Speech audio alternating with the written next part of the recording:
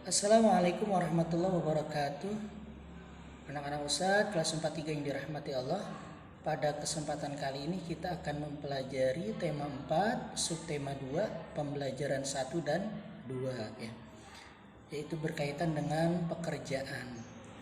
Di lingkunganmu tentu ada berbagai pekerjaan, ada yang jadi dokter, guru, pengacara, penjahit, pedagang, polisi, dan masih banyak lagi ya pekerjaan-pekerjaan yang ada di lingkungan sekitar rumah kita. Nah, pekerjaan yang mereka hasilkan itu terbagi menjadi dua. Ada pekerjaan yang menghasilkan jasa, ada pekerjaan yang menghasilkan barang. Mereka yang menghasilkan jasa akan memperoleh gaji atau upah atas jasanya tersebut. Seperti apa? Guru, dokter, ya, tukang cukur, dan lain sebagainya. Sedangkan mereka yang menghasilkan barang itu akan menghasilkan uang bila barang yang mereka hasilkan itu dijual, seperti nelayan, petani ya. Nelayan yang sudah menangkap ikan banyak kemudian dijual, barulah mereka akan menghasilkan uang. Nah, uang yang mereka dapatkan pun itu digunakan untuk membeli barang atau jasa lain yang mereka butuhkan. Sekarang kita amati banyak sekali ya profesi-profesi yang ada di sekitar kita ya, mulai dari atlet sepak bola, dokter, pemadam kebakaran, pilot, arsitek, perawat, polisi, pedagang bakso keliling, pekerja bangunan. Nah, dari profesi-profesi ini kita bisa mengetahui mana nih yang menghasilkan jasa, mana yang menghasilkan barang ya. Salah satu contohnya atlet sepak bola, dia jasa. Kalau pedagang bakso keliling apa? Barang. Oke, sekarang anak-anak nanti baca halaman 78 ya, yaitu tentang Pak Ahmad pedagang pisang keliling. Jadi anak-anak nanti dibaca dulu sebelum nanti kalian menjawab pertanyaan di bawah ini ya.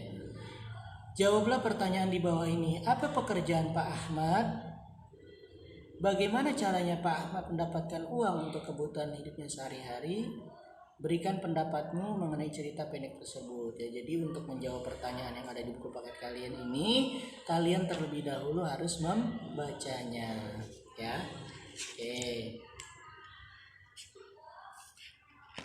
Nah, ini berikut beberapa pengolahan sumber daya alam yang memanfaatkan teknologi ya, untuk memenuhi kebutuhan hidup manusia.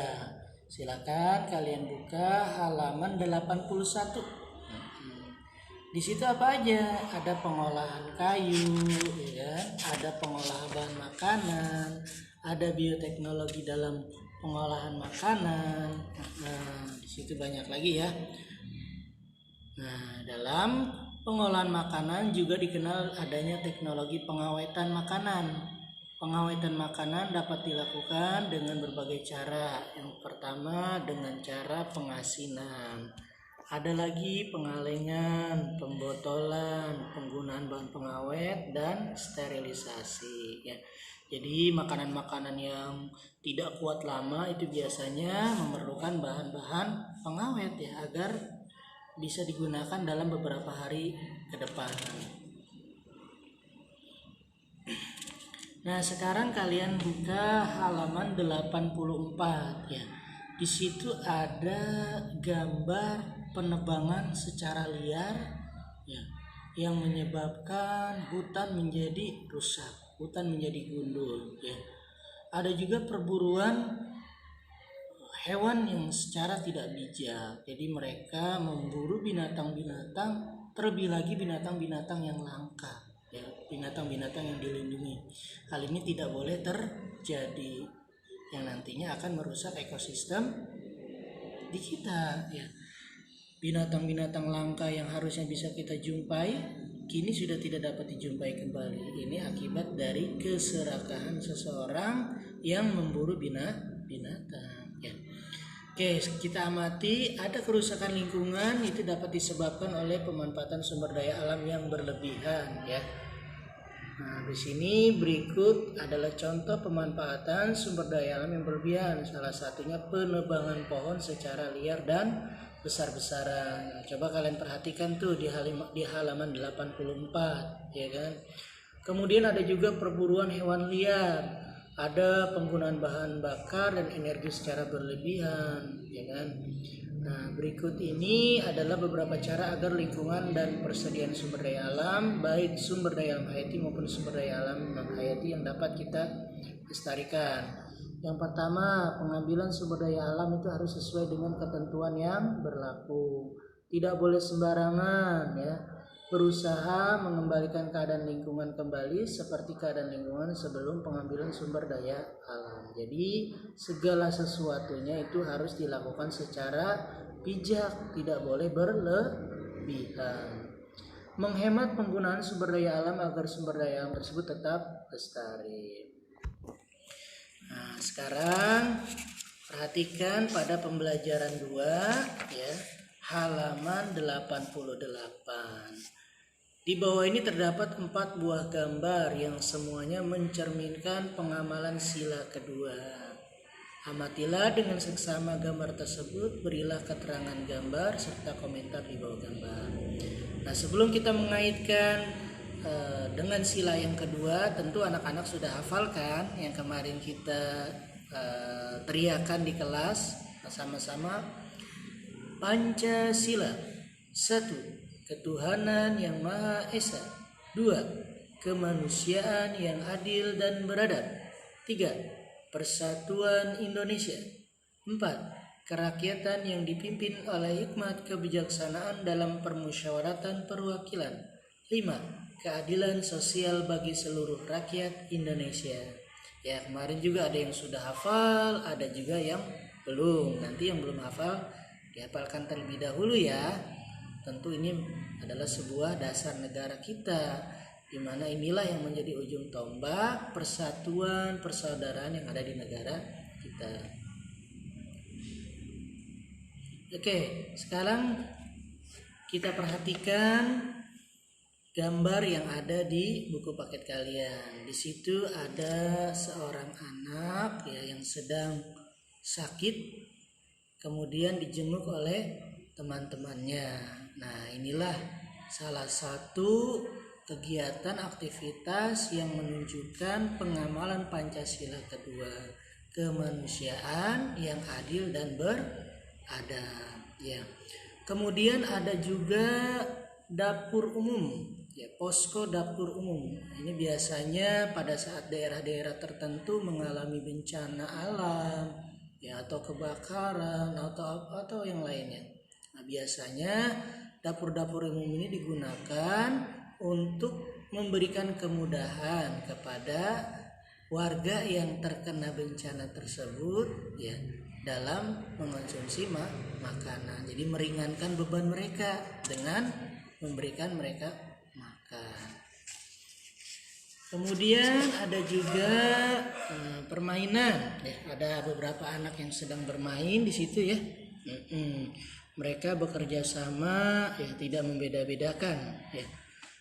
Mau mereka berasal dari agama manapun atau mereka dari suku manapun, kalau waktunya bermain bergaul kita tidak boleh membeda-bedakan. Jadi ada persamaan hak, kemanusiaan yang adil dan beradab. Jadi ada persamaan hak, tidak boleh membeda-bedakan.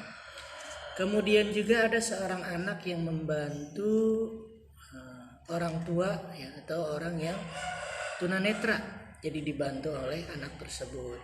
Nah, inilah sifat-sifat yang harus kita amalkan, yang harus kita tanamkan dalam diri kita masing-masing, ya. Perbuatan-perbuatan di atas patut kita tiru dan kita kembangkan dalam kehidupan sehari-hari, ya. Adapun perbuatan yang bertentangan dengan sila kedua yang harus kita jauhi dan tinggalkan. Oke, sila yang kedua ini, Pancasila mengajarkan kepada kita untuk memiliki kepedulian terhadap sesama, ya. Kita juga diperintahkan untuk membantu kepada sesama. Nah, bacalah kisah seorang anak kecil dengan buntut singkongnya itu di halaman 91 ya. Setelah kalian nanti membaca, nanti ada pertanyaannya, kemudian kalian jawab.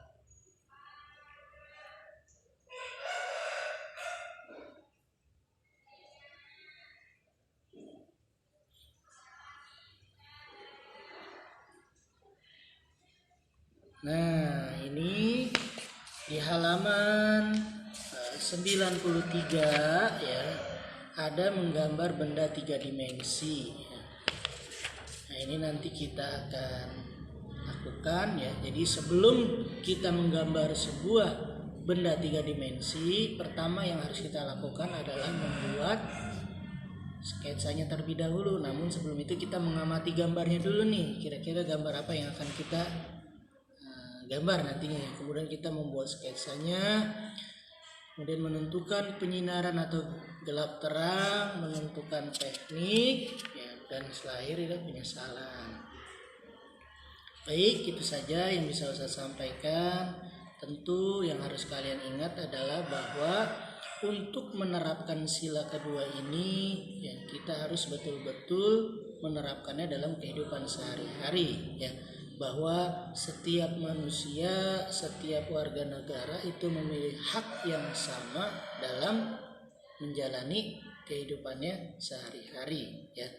Jadi tidak boleh ada perbedaan, tidak boleh ada pengecualian. Ya, paham tuh? Oke, kurang lebihnya mohon maaf. Wassalamualaikum warahmatullahi wabarakatuh.